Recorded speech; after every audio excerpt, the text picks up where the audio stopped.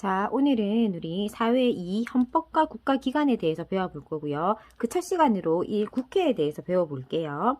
자, 국회는요, 우리가 국회의원들이 모여 있는 곳을 국회라고 한다, 그죠? 자, 지금 대의민주정치를 실시하는 가장 대표적인 기관이다라고 볼 수 있습니다. 대의민주정치라고 하는 것은 뭐냐면 대신하는 민주주의예요. 우리가 지금 현대 국가들이 영토가 굉장히 넓고, 자, 학생들은 뭐 학교 가서 공부를 해야 되고, 뭐 엄마 아빠는 돈을 벌어야 되고, 인구는 많아지지만 또 그 사람들이 모두 다 정치에 참여할 수는 없단 말이지.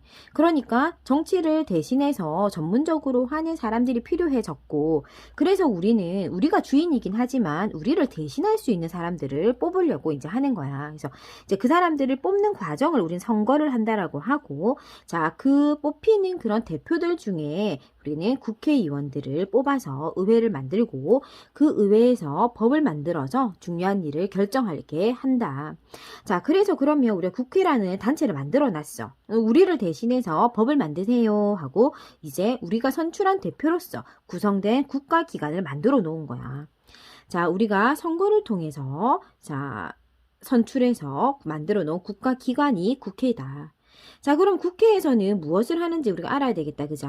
자, 이런 것들은 시험에 반드시 꼭 나오는 것들이겠지, 그지? 자, 국회에서 하는 일은 뭐냐면, 일단 우리가 직접 뽑은 대표들로 구성되어져 있고, 자, 입법기관이 가장 대표적인 기능이다. 그들의 기능은 법을 만드는 것이 가장 기본적인 거다.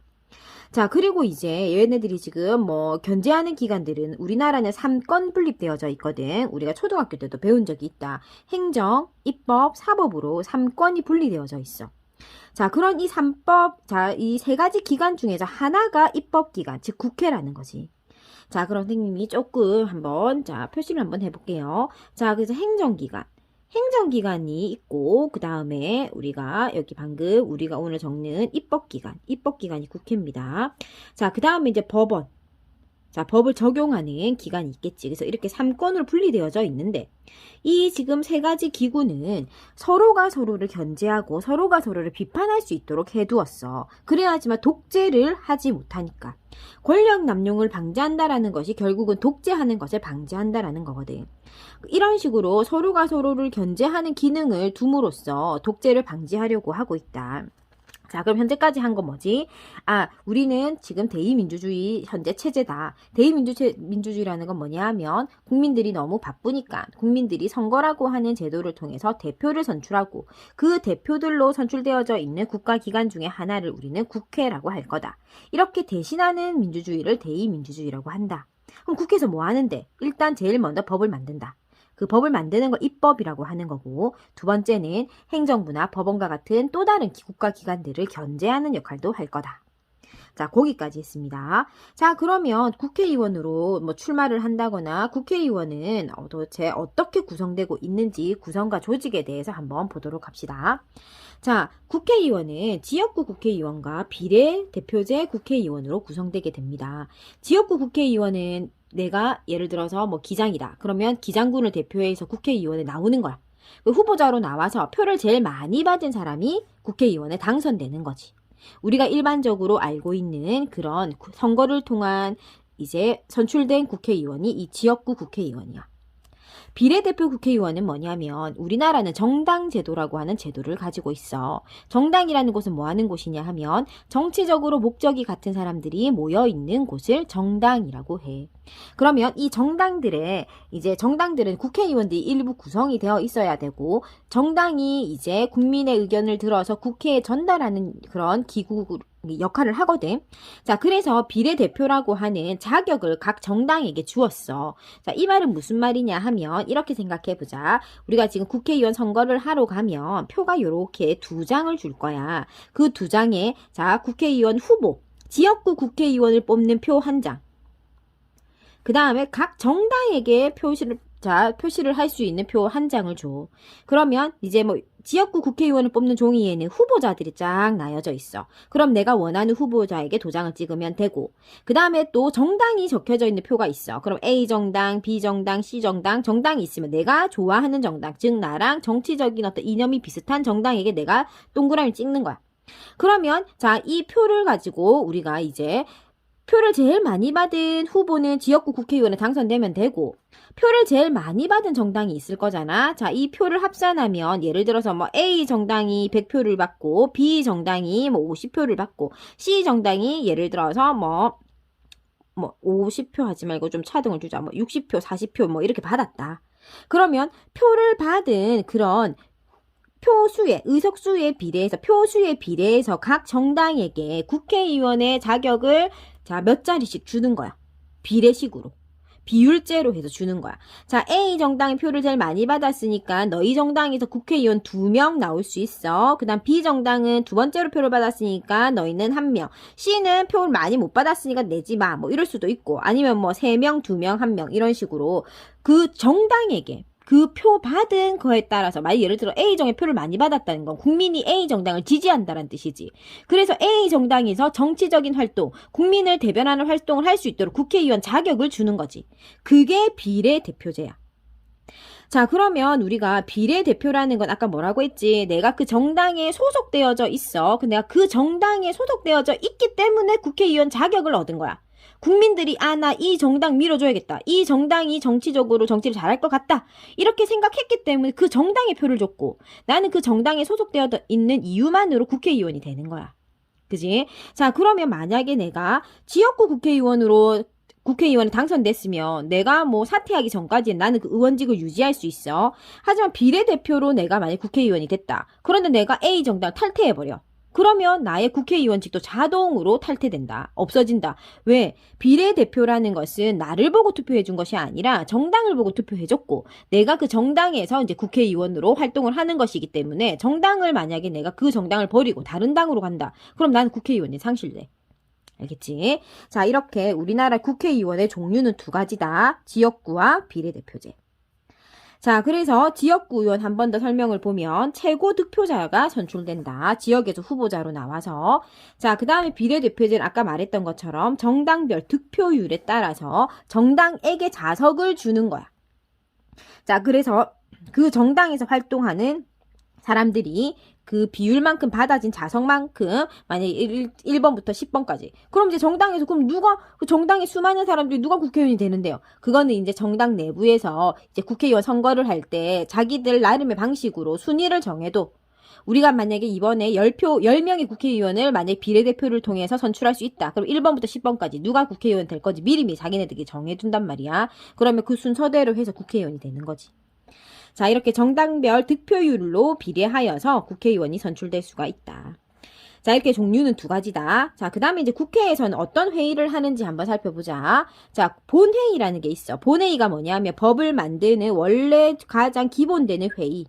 자, 그래서 의사를 최종적으로 결정하는, 그래서 막 투표하더라. 전광판 같은데 법률안 놔두고 이 법률안 찬성하는 사람, 반대하는 사람도 투표하거든. 그래서 그런 걸 본회의라고 해. 그리고 정기회의와 임시회의로 구분되고 있고 상임위원회라는 게 있어. 상임위원회는 뭐냐면 이 본회의에서 결정을 안건을 미리 다시 한 번 더 심의해보는 기관을 상임위원회라고 해. 그래서 상임위원회는 종류가 많아. 여러 가지 상임위원회를 두고 있어. 그래서 이게 잘 이해가 안 갈 사람들을 위해서 선생님이 한 번 더 또 설명을 조금 한번 해봐줄게. 예를 들어서 뭐 300명의 국회의원들이 현재 있단 말이야. 그러면 그 국회의원들이 만들고자 하는 법안들이 굉장히 다양할 거야. 그리고 이제 뭐 장애인 국회의원도 있을 수 있고 노동자를 대표하는 국회의원도 있을 수 있고 청년을 대표하는 국회의원도 있을 수 있고 각계각층의 다양한 대표들이 자신들이 원하는 법률안을 제출할 거야. 그럼 진짜 법률안 너무 많겠지. 그지? 그리고 이제 뭐 국회의원을 찾아와서 이 법을 만들어주세요. 이런 법률 만들어주세요. 하시는 또 이익단체들이나 다른 시민단체들도 굉장히 많을 거란 말이지. 그런 거 쏟아지는 법률안 중에서 그걸 다 법으로 만들 수는 없어. 그게 법이 좋은지 안 좋은지 필요한지 아닌지 판단을 해야 된단 말이지. 그러면 예를 들어서 A부터 Z까지 자 여러 가지 뭐 100가지의 뭐 안건이 나왔다 치자.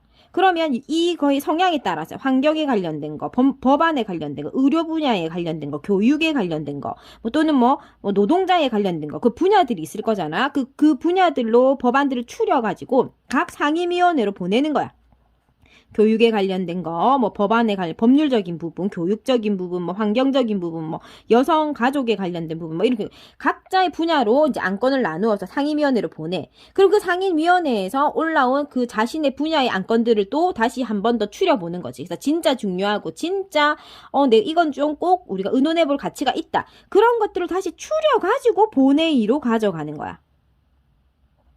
그러면 아무래도 100개에서 또다시 좀 추려지고 또 추려져서 진짜 우리가 의논해야 되는 것들만 본회의에서 중요한 것들만 우리가 상의할 수 있게 되겠지. 그지? 자, 그렇게 해서 본회의에서 뭐 투표를 통해서 이제 그것이 법률안으로 만들어질지 안 질지 그냥 그런 것들이 정해지게 된다.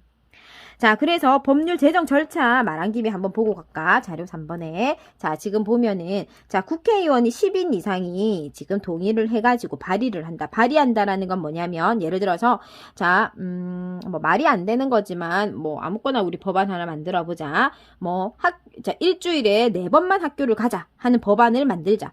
그렇게 해서, 이제 청년 국회의원 10명이 동의를 했어. 좋아, 우리 4번만 가는 법안을 만들자. 그렇게 해서 그 법안을 만들어서 제출하는 걸 발의한다라고 해. 그럼 제출하지. 그럼 이제 국회의장이 그것을 보고 나서 상임위원회 각 부의 상임위원회에게 넘겨. 근데 우리 이제 교육에 관련된 거냐. 교육에 관련된 상임위원회로 그 안건이 넘어오겠지.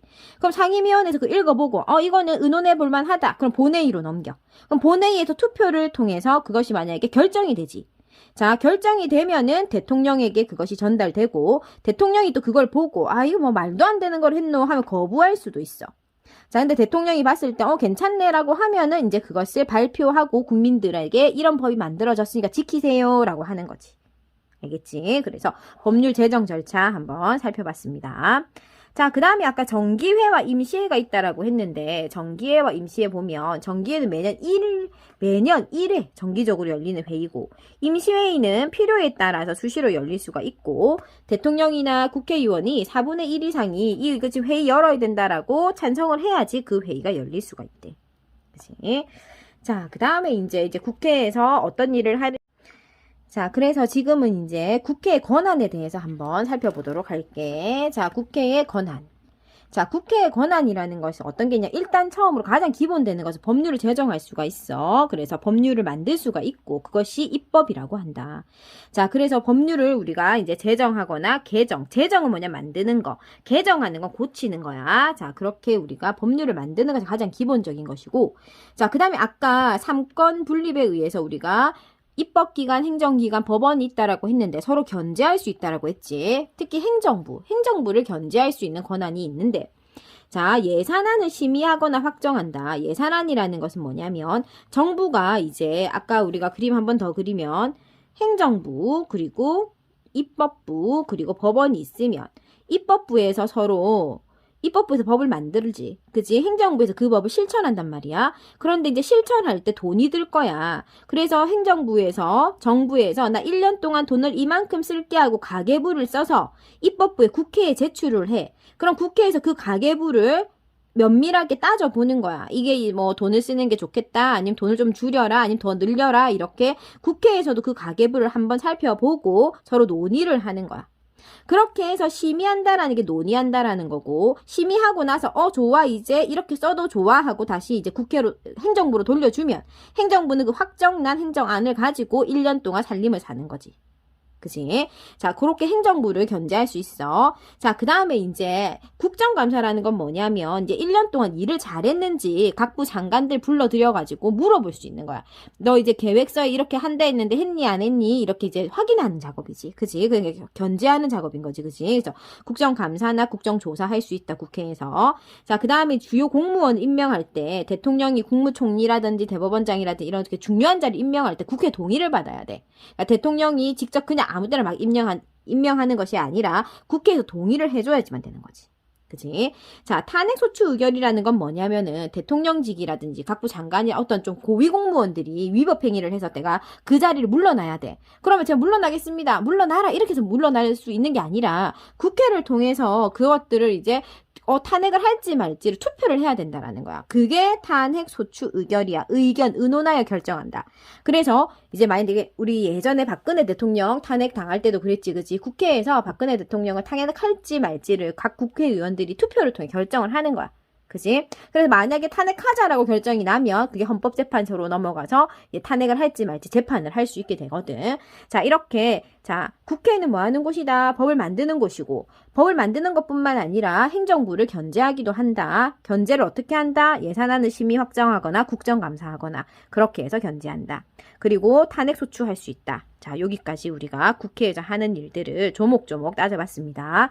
자, 이렇게 국회에서 우리 국가기관 중에서 국회라는 곳이 있고 국회에는 어떻게 만들어지고 어떻게 조직되고 어떤 일을 하는지 세세하고 디테일하게 조금 외우시기 바랍니다. 그리고 문제도 반드시 같이 풀어보시기를 추천합니다. 자, 다음 시간에 이제 정부나 또 뭐 법원이나 여러 국가기관을 통해서 한번 살펴보도록 할게요.